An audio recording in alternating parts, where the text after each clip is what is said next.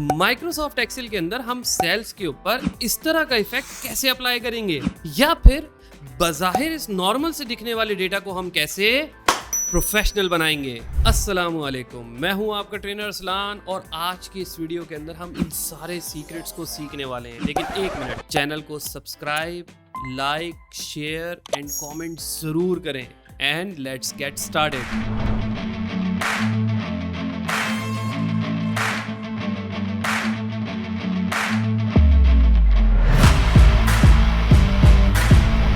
Microsoft Excel के अंदर आप फॉन्ट के ऊपर तो कलर कर सकते हैं, लेकिन आप सेल के ऊपर भी कलर को फिल कर सकते हैं। फॉन्ट्स को तो हमने बहुत अच्छे से देख लिया है। सेल को फिल करने के लिए मैंने ये सेल सेलेक्ट किया हुआ है और यहाँ पर मैं पेंट बकेट जैसा दिखने वाला आइकन, नीचे आपको टूल टिप के अंदर फिल कलर लिखा हुआ भी नजर आ रहा है। यहाँ से मैं ड्रॉप डाउन के ऊपर अगर क्लिक करूंगा तो मेरे पास सारे कलर्स नजर आ जाएंगे। यहाँ से मैं कोई भी कलर अप्लाई कर सकता हूँ। मैं सिंगल सेल के ऊपर भी कलर अप्लाई कर सकता हूँ और मैं अगर मल्टीपल सेल्स को यहाँ सेलेक्ट करता हूँ तो मैं यहाँ पर भी सेल को कलर अप्लाई कर सकता हूँ। सेल का कंटिन्यूस रेंज में होना ज़रूरी नहीं है। मान लें अगर मैंने यहाँ से ये 3-4 सेल यहाँ से सेलेक्ट कर लिए हैं, कंट्रोल को होल्ड किया है और अब मैं यहाँ से सेल को सेलेक्ट कर रहा हूँ। मैंने कंट्रोल को होल्ड किया हुआ है और माउस से क्लिक को होल्ड करके ड्रैग किया मैंने ताकि सेलेक्ट हो जाए। और अब अगर मैं फिल कलर को जाके अप्लाई करूंगा तो यहाँ पर भी फिल कलर अप्लाई हो जाएगा। मेरे और आपके फिल कलर की विंडो के अंदर फर्क हो सकता है थीम्स की वजह से। देखिए यहाँ पर थीम कलर्स लिखा हुआ भी आ रहा है। थीम्स क्या होते हैं इसको हम बाद में देखेंगे। यहाँ पर दिए गए कलर्स को तो आप अप्लाई कर सकते हैं, लेकिन अगर आप अपना कोई कस्टम कलर अप्लाई करना चाहते हैं तो आप यहाँ मोर कलर के ऊपर क्लिक करेंगे तो हमारे पास ये जो है वो कलर्स की फुल कलर्स की विंडो खुल जाएगी। ये स्टैंडर्ड का टैब है। मैं कस्टम के टैब को सेलेक्ट करूंगा। जैसे ही मैं कस्टम के टैब को सेलेक्ट करूंगा मेरे पास यहाँ ऑप्शन आ जाएगा हेक्स कोड डालने का। अब मुझे कौन सा कलर अप्लाई करना है, बेसिकली यहाँ माइक्रोसॉफ्ट एज का अगर आप आइकन देखें तो मुझे ये जो लाइट ग्रीन कलर का आइकन है ना, ये मुझे अच्छा लग रहा है। अब इसका कलर का हेक्स कोड लेने के लिए मैं वही अपने कीबोर्ड से विंडो शिफ्ट सी को प्रेस करूंगा तो मेरे पास ये जो है वो कलर पिकर की विंडो खुल जाएगी। अच्छा, ये कलर पिकर वही है जो हमने फॉन्ट की वीडियो के अंदर देखा था। अगर आप चाहते हैं पावर टॉयज के ऊपर डेडिकेटेड वीडियो आए तो कमेंट ज़रूर करना। यहाँ से मैं जैसे ही किसी आइकन के ऊपर लेके जाऊँगा मुझे कलर विजिबल होना शुरू होंगे। व्हील बार से मैं क्या करूँगा, माउस की व्हील से मैं इसको थोड़ा सा जूम इन कर लूँगा तो आप देखें कि ये जूम इन हो रहा है। और अब मैं इस कलर को, ग्रीन कलर को जैसे सेलेक्ट कर लेता हूँ तो ये मेरे पास आ गया इसका हेक्स कोड। यहाँ से मैं हेक्स कोड को कॉपी कर लूँगा और इस विंडो को मैं कर दूंगा क्लोज। इधर मैं आऊँगा, कंट्रोल ए करूँगा ताकि सब सेलेक्ट हो जाए और कंट्रोल बी करूँगा ताकि वो हेक्स कोड पेस्ट हो जाए। ओके प्रेस करूँगा तो आप देखें कि वही ग्रीन कलर का इफेक्ट यहाँ पर अप्लाई हो गया। अच्छा, यहाँ अगर आप देखें कि फिल कलर की विंडो के अंदर हमारे पास वैसे ही जैसे फॉन्ट के अंदर थीम कलर्स आते थे, स्टैंडर्ड कलर्स आते थे, और यहाँ हमारे पास आ रहे हैं अब हमारे रीसेंट कलर्स भी। अच्छा, यहाँ मैं आपको कुछ इफेक्ट बताना चाहूँगा। अगर आप मोर कलर के ऊपर अप्लाई करेंगे तो यहाँ पर तो आपको सिर्फ स्टैंडर्ड एंड कस्टम ही नजर आ रहा है। मैं इस विंडो को क्लोज कराता हूँ और इन सेल्स को वापस से सेलेक्ट कर लूंगा और अब मैं अपने कीबोर्ड से कंट्रोल 1 प्रेस करूंगा। यहाँ से भी मैं फिल कलर पे जा सकता हूँ और वही सारे काम जो मैं वहाँ कर रहा था यहाँ पर भी कर सकता हूँ। मोर कलर पे क्लिक करूंगा तो वही विंडो यहाँ पर ओपन हो जाएगी। अच्छा, यहाँ मेरे पास एक ऑप्शन है पैटर्न का और फिल इफेक्ट्स का। पहले हम पैटर्न को देख लेते हैं। अच्छा, ये यूज़ नहीं करना भाई, मैं वैसे ही जो है वो आपको समझाने के लिए जो है वो बता रहा हूँ कि यहाँ हमारे पास अभी पैटर्न कलर कोई आइडेंटिफाई नहीं है। मैं लेट सपोज यहाँ से पैटर्न कलर कोई डार्क ब्लू जो है ना वो ले लेता हूँ और यहाँ मेरे पास डिफरेंट पैटर्न स्टाइल है।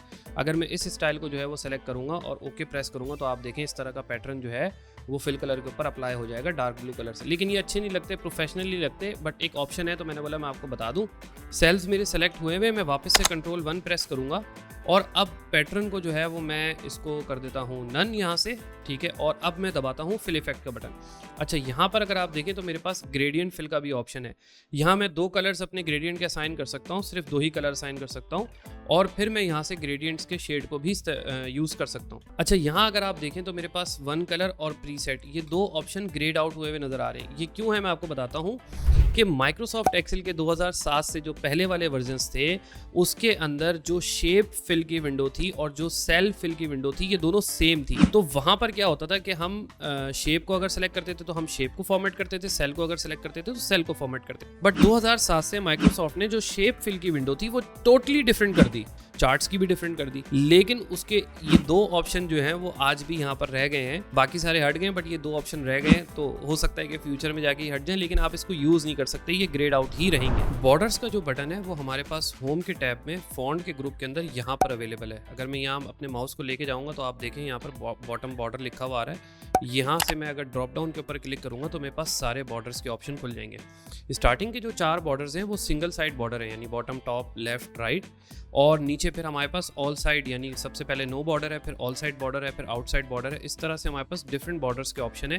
जैसे यहाँ अगर आप देखें तो मेरे पास बॉटम डबल बॉर्डर है, और अकाउंटिंग के अंदर जो हम यूज़ करते हैं top and thick bottom border और डबल बॉटम बॉर्डर, ये हम लोग काफ़ी यूज़ करते हैं अकाउंटिंग के अंदर।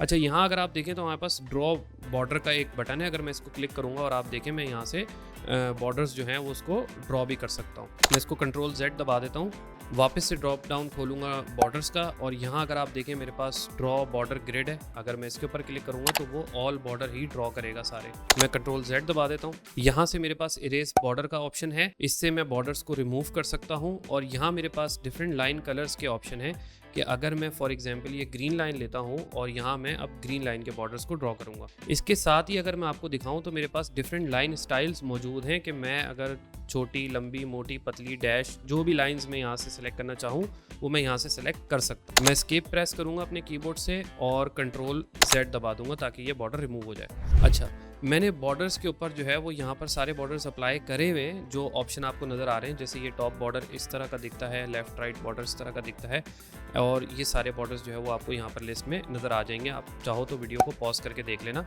मैं जो आपको इंपॉर्टेंट चीज़ यहाँ बताना चाहता हूँ वो ये कि अगर आप अपने कीबोर्ड से कंट्रोल होल्ड करके 1 प्रेस करेंगे तो वही फॉर्मेट सेल की विंडो आपके पास वापस से आ जाएगी। कितनी बार ये विंडो हम देख चुके हैं और कितनी काम की विंडो है ये। अच्छा, यहाँ अगर मैं देखूँ तो बॉर्डर का एक पूरा टैब मौजूद है। जैसे ही मैं इस पर क्लिक करूँगा तो मेरे पास यहाँ पर जो है वो लेफ्ट साइड पे मुझे लाइंस के स्टाइल्स नज़र आ रहे हैं, और नीचे जो है वो मेरे पास लाइन का कलर नज़र आ रहा है। यहाँ मेरे पास कुछ प्रीसेट्स हैं, नन बॉर्डर है, आउटलाइन है, ठीक है, और यहाँ मेरे पास डिफरेंट बॉर्डर के स्टाइल है। अच्छा, अगर आप देखें तो ये वाला जो ऑप्शन है और ये वाला जो ऑप्शन है ये ग्रेड आउट हुआ हुआ है। इवन यहाँ का भी ऑप्शन ग्रेड आउट हुआ हुआ है। ये क्यों हुआ हुआ है? क्योंकि मैंने एक सिंगल सेल सेलेक्ट किया है। अगर मैं मल्टीपल सेल को सेलेक्ट करूंगा, वापस से Ctrl 1 को होल्ड करूंगा तो आप देखें अब ये ग्रेड आउट नहीं है, ये भी ओपन हो गया और हमारा ये भी ओपन हो गया। अच्छा, मैं बॉर्डर्स को यहाँ से भी अप्लाई कर सकता हूँ। यहाँ से मैं कोई भी लाइन सेलेक्ट करूंगा और मिसाल के तौर पर अगर मुझे टॉप पे बॉर्डर चाहिए तो मैं टॉप पे क्लिक करूंगा, आ जाएगा। मैं यहाँ से भी दबा सकता हूँ और यहाँ पर भी क्लिक कर सकता हूँ। यहाँ से मैं चारों साइड को बॉर्डर ओके करूंगा तो आप देखें मेरा आउटसाइड बॉर्डर अप्लाई होगा। और अगर मुझे ऑल बॉर्डर अप्लाई करना है तो मैं यहीं से जाके सेंटर वाली एक लाइन लगा दूंगा और यहाँ से सेंटर वाली। याद रखें ये इस तरफ डायगोनल में मत लगाइएगा वरना ये डायगोनल लाइंस क्रिएट हो जाएंगी। मैं वापस से क्लिक करूंगा ताकि ये लाइंस जो हैं वो हट जाएं।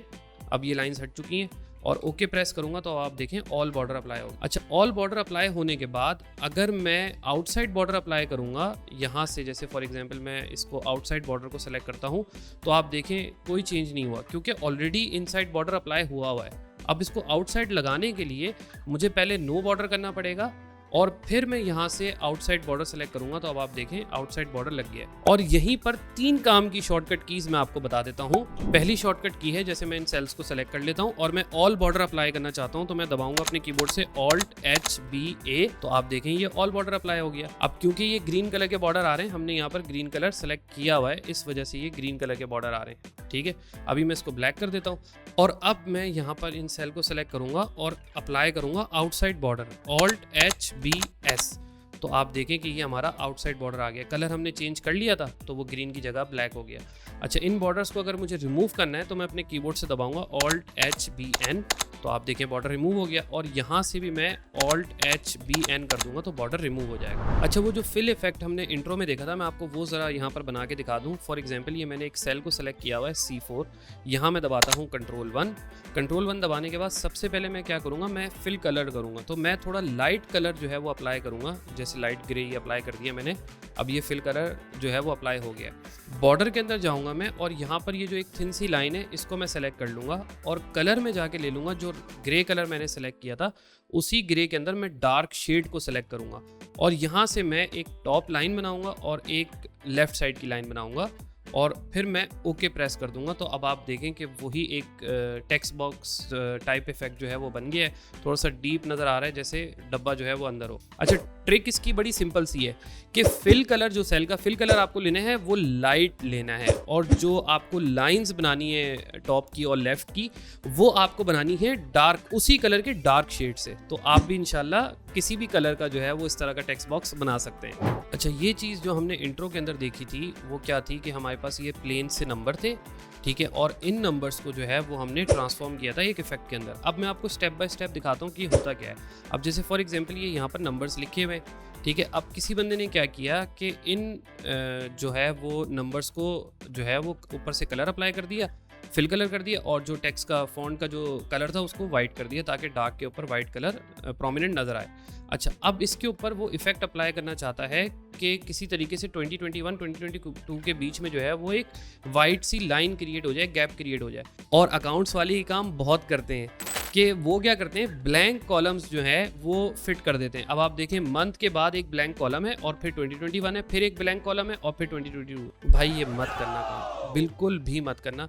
आगे जाके बहुत मसले होते हैं जब आप फॉर्मूलाज को कॉपी पेस्ट करते हैं, कंट्रोल आर दबाएंगे तो वो चलेगा नहीं, क्योंकि बीच में जो है वो आपके पास ब्लैंक सेल है, तो आपके सेल रेफरेंसेस भी सारे जो है वो हिल जाएंगे। तो ये काम आपने नहीं करना। इसका जो एक दूसरा तरीका है वो है कि आप देखें यहाँ पर भी वही वाइट इफेक्ट, सेम इफेक्ट यहाँ पर भी क्रिएट हो रहा है, लेकिन अगर मैं यहाँ से जाता हूँ तो आप देखें यहाँ पर कोई ब्लैंक बीच में कॉलम नहीं है। अब इसको बनाएंगे कैसे? अब ये वही डेटा मेरे पास जो है वो यहाँ पर लिखा हुआ है।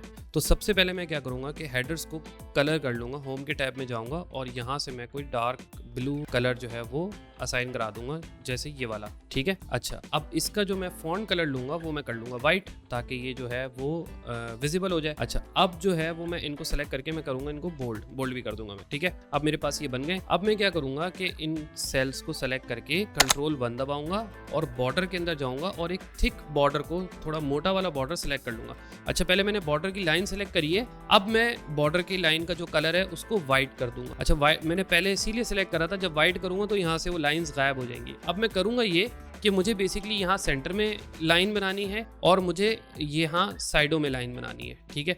तो मैं इसको अप्लाई कर दूंगा और ओके प्रेस करूंगा, तो आप देखें कि वही इफेक्ट जो है वो हमारा बन गया है, उसी तरह की सेपरेशन जो है वो हमारी क्रिएट हो गई है जो हमने इंट्रो में देखा था। अब एक लास्ट चीज़ जो मैं आपको बताना चाहता हूँ कि जैसे मैंने इन हेडर वाले सेल्स को सिलेक्ट कर लिया और अब मैं जो इनकी अलाइनमेंट है उसको मैं सेंटर कर दूंगा, तो अब आप देखें कि ये कितना प्रोफेशनल लग रहा है। तो कितना आसान था उस सादे से दिखने वाले डेटा को चंद इफेक्ट्स को अप्लाई करके बहुत थोड़े से क्लिक्स के ऊपर आप उसको इस तरीके से प्रोफेशनल बना सकते हैं। ऑलराइट, तो आज की वीडियो में इतना ही। मैं इंशाल्लाह मिलता हूं आपसे अगली वीडियो में। चैनल को सब्सक्राइब जरूर करें अगर आप और मीनिंगफुल कंटेंट देखना चाहते हैं एक्सेल से रिलेटेड। वीडियो अच्छी लगी है तो लाइक का बटन दबाएं, कमेंट में अपना फीडबैक जरूर दें। मुझे, मेरी फैमिली को और मेरी टीम को अपनी दुआओं में याद रखिएगा। अल्लाह हाफिज।